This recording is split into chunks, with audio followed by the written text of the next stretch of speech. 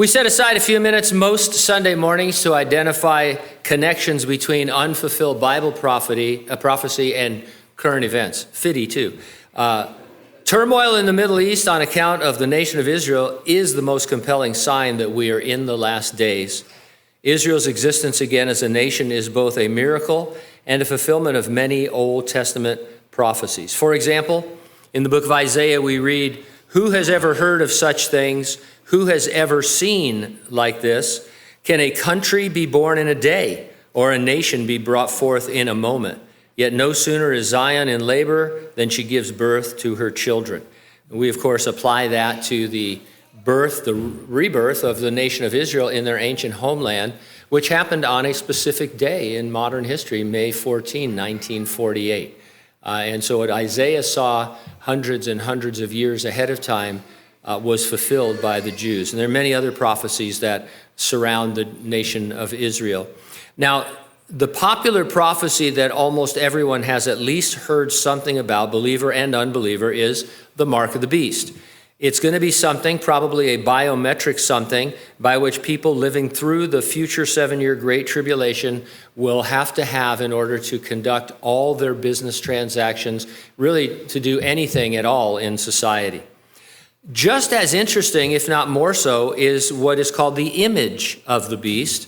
The false prophet who helps the Antichrist in the last days, he will tell all those who dwell on the earth to make an image to the Antichrist, who was wounded by the sword and lived.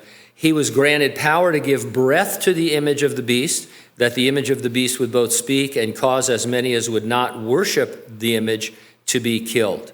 And so what we learn about this future image is that it is man-made. People will react and interact with the image as if it were sentient or human. They will be required to worship the image as God, and at some point it will have the power to kill or order the killing of those that don't believe.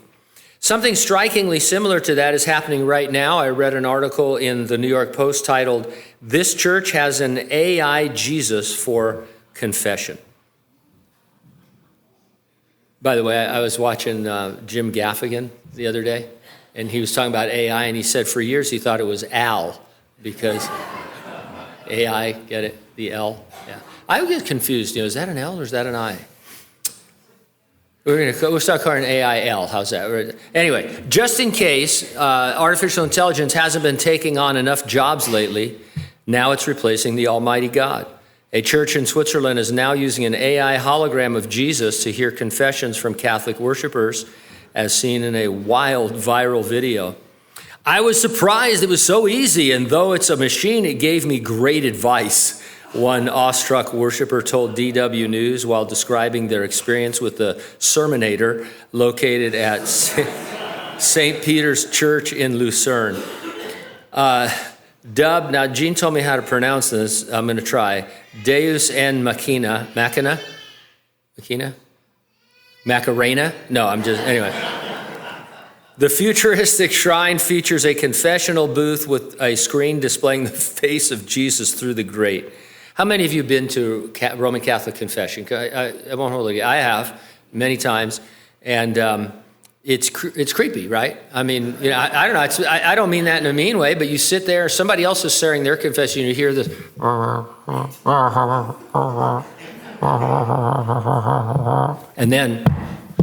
and the door opens, and there's a man behind there, and there's a grate, and there's weird light, and there's something going, you can kind of see, and stuff, and you immediately say, the words you're supposed to say. It's just freaky. But anyway, they've got the Sermonator doing that right now. And it says, Jesus' cybernetic second coming was made possible by computer scientists and theologians from the Lucerne University of Applied Sciences and Arts who programmed the bot.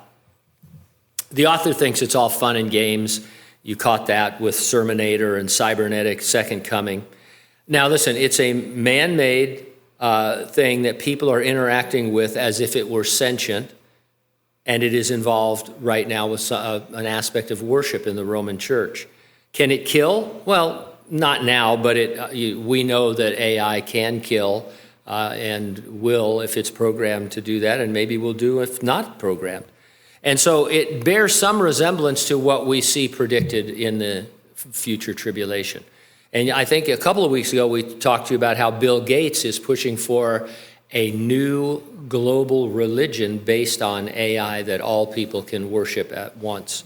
And so the things that the Bible say are going to happen in the last days, they really are coming alive before us, or at least the stage is being set for them. And you have to look at this and say, yeah, it may or may not be this, but it's kind of creepy the way that the Bible speaks of things. And so it's exactly the kind of development prophesied, and we thank God for making it known to us that we are in these last days.